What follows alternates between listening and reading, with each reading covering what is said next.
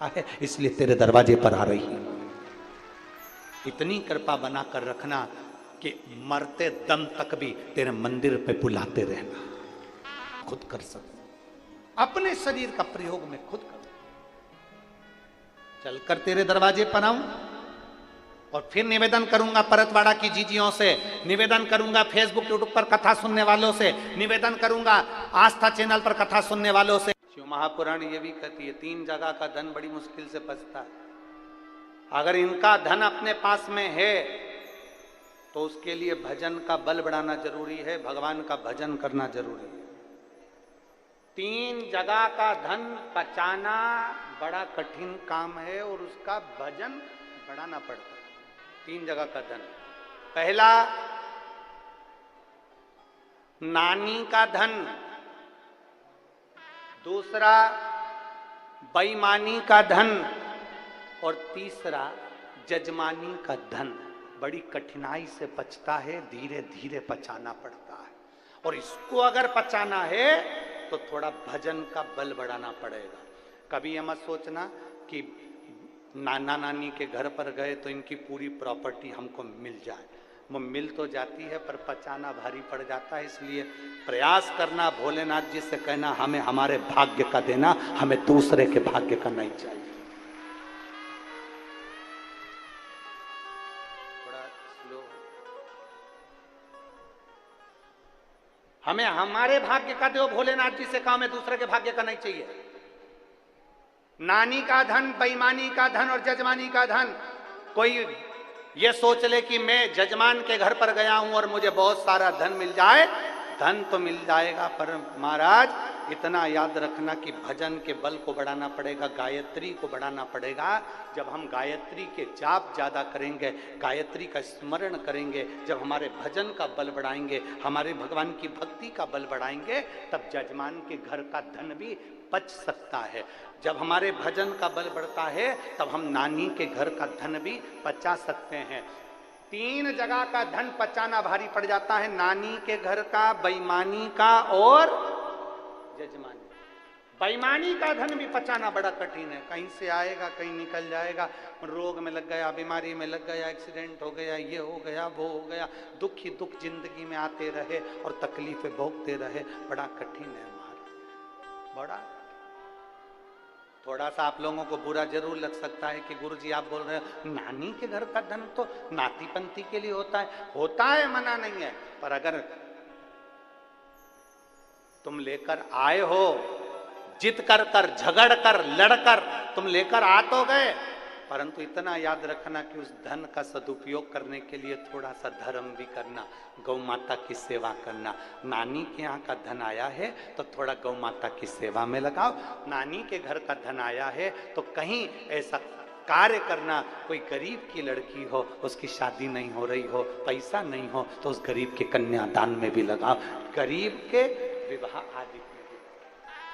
कोई बच्चा पढ़ना चाहता है, विद्या लेना चाहता है, एजुकेशन करना चाहता है, उसके पास में विद्या का धन नहीं है, पढ़ने के लिए धन नहीं है, तुम नानी के यहाँ से लाए हो, बेईमानी का धन आया है या कोई धन ज्यादा आ गया, उसमें से थोड़ा सा निकाल कर बच्चे की एजुकेशन में लगा दो।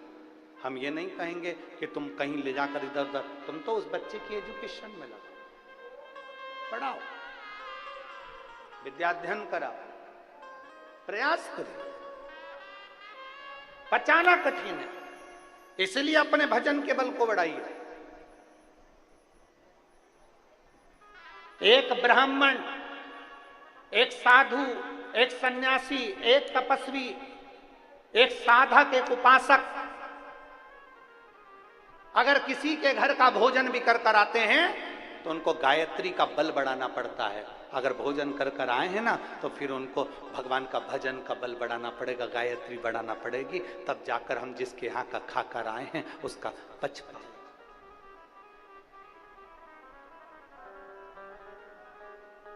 आप सबको मालूम है 7 दिन की कथा में से 4 दिन हम किसी से नहीं मिलते, और यहाँ जजमान बैठे हैं जिनके घर पर हम ठहरे। यजमान पत्नी भी बैठी हुई, इनसे पूछो, प्रकाश नंद किशोर जी से, उनकी धर्म पत्नी जी बैठी हुई है, लता जी, उनसे पूछिए, या फिर श्री ओम प्रकाश जी बैठे हैं, उनसे पूछिए, या उनकी धर्म पत्नी बैठी है सीमा जी, उनसे पूछिए, क्या गुरु जी इनसे मिले? आज 3 दिन हो गए आपसे हमारा कोई मिलना जुलना नहीं। इनके घर के बच्चों से भी पूछ लो, क्या गुरुजी नीचे उतर कर आए, किसी से बात करी, मिलना हुआ? नहीं। हमारे ठाकुर जी की सेवा, हमारा जो शिवलिंग है उसकी आराधना, हमारे शालिग्राम भगवान है उसकी पूजन, और अपना पाठ और आराधना, अपना भजन का बल बढ़ाओ। क्योंकि जिनके यहाँ पर ठहरे हैं, अगर हम उनका भोजन कर रहे हैं तो अपने भजन का बल बढ़ेगा। तो जिन शिव महापुराण में आए हो, भंडारे का अगर भोजन कर रहे हो तो भजन का बल बढ़ाना। अपने घर जाना, जाने के बाद में शंकर जी को 1 लोटा जल चढ़ाना प्रारंभ करना, श्री शिवाय नमस्तुभ्यम बोलना प्रारंभ करना। क्योंकि हमने अन्न खाया है तो अपने भजन के बल को बढ़ाएंगे हम। 1 लोटा जल आप जब देवाधिदेव महादेव को चढ़ाओ तो तुम्हारी चित्त और वृत्ति दोनों शिव में होना चाहिए। कई घंटों का बैठ कर जब तक करने का हम नहीं कहते। हमने आज तक अपने व्यासपीठ से नहीं कहा कि बहुत घंटों तक बैठे रहो। हम तो कहते हैं जितनी देर जल चढ़ा उतनी देर मन बढ़ा जाओ, तुम्हारी चित्त वृत्ति शिव में हो। जब जल चढ़ाओ तुम्हारा मन शंकर में हो, फिर कहीं नहीं देखना।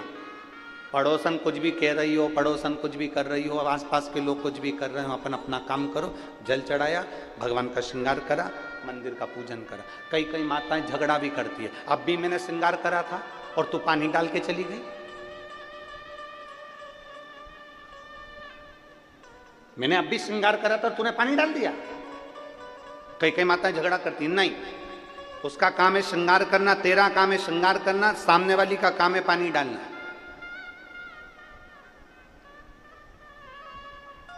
तूने श्रृंगार करा, तेरा काम तूने कर लिया ना, उसका काम वो कर रही है। अपने को नहीं टोकना कि तूने पानी क्यों चढ़ाया, मैंने श्रृंगार करा था ना। अपना काम अपन करो।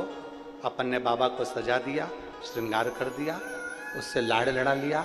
अब उसकी मर्जी, वो भोलेनाथ किसको बुलाता है, कौन से जल चढ़वाता है, ये उसके ऊपर। एक क्षण उसका मिलन हो जाए, एक क्षण, एक क्षण, केवल एक। वो कहते हैं ना,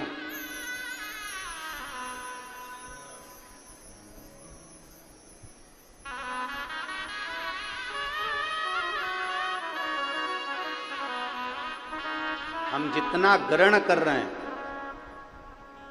हम जितनी देर भगवान का भजन कर रहे हैं उस पूरी समय में, और हम आज एक बात और आप लोगों से कहना चाहेंगे, 3 घंटे की कथा में आधा घंटा आशीष भैया ले लेते हैं, 2.5 घंटे की कथा होती है। पूरी 2.5 घंटे की कथा तुम्हारे दिल में नहीं बैठती है, पूरे 2.5 घंटे की नहीं बैठती, पर 2.5 घंटे में एक क्षण कोई ऐसा आता है जो कथा तुम्हारे दिल में बैठ जाती है और तुम देवाधिदेव महादेव के हो जाते हो और महादेव तुम्हारा हो जाते।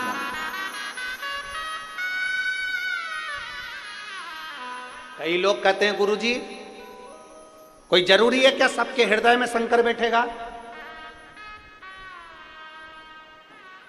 हम कहते हैं पानी बरस रहा है, बाहर निकले हो तो गीले तो हो गए, बस ये है कि अंदर तक गीले नहीं हुए तो बाहर से हो गए, कोई अंदर से हो गया, कोई बाहर से हो गया। उसी तरह शिव महापुराण की कथा अगर बरस रही है और जो कथा के पंडाल में पहुंचा है, जो कथा के पंडाल के सामने पहुंचा है, जो टीवी पर सुन रहा है, जो मोबाइल पर सुन रहा है, जो फेसबुक यूट्यूब पर सुन रहा है, जो पंडाल के बाहर या अंदर बैठकर सुन रहे हैं, बाबा देवाधिदेव महादेव की कथा में थोड़े ना थोड़े गीले तो जरूर होंगे। मेरा बाबा तुम्हारा कल्याण तो जरूर करेगा, निश्चित है वो करेगा जरूर।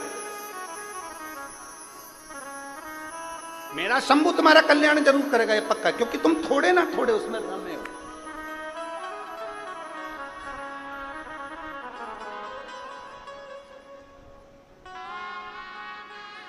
महाराज महाराज बस इतना सा निवेदन है कि 3 लोगों से थोड़ी दूरी बनाकर चलना, तो भगवान के मिलने में देरी नहीं आएगी। 3 लोगों से बचना।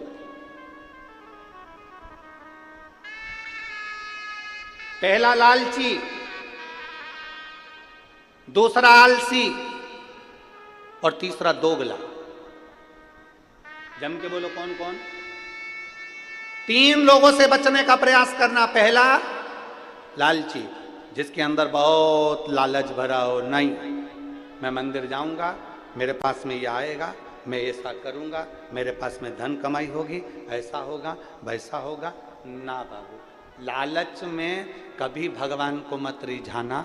अगर भगवान के दरवाजे पर जा रहे हो ना, तो ये सोच कर जाना, शिव पुराण में जा रहे हो ना, ये सोच कर जाना कि बाबा ने अपनी डायरी में तुम्हारा नाम लिख के रखा होगा, इसलिए तुमको कथा में बुलाया होगा।